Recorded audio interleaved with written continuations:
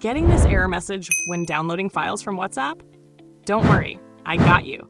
This error has a simple solution that works on most of the devices. Let's begin. First of all, make sure the WhatsApp is fully closed. You can do this by long-clicking WhatsApp icon and then clicking on Info, and then click on this option called Force Stop. After this is done, go back and search for File Manager. You can click on File Manager. Here, go to All Files, then Internal Storage, and then copy the WhatsApp folder like this.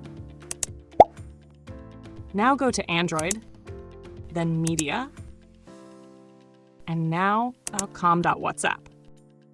Now paste the file here and then wait. You might have to wait a little long.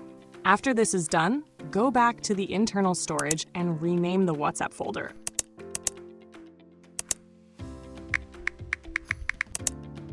Or if you want, you can delete it as well.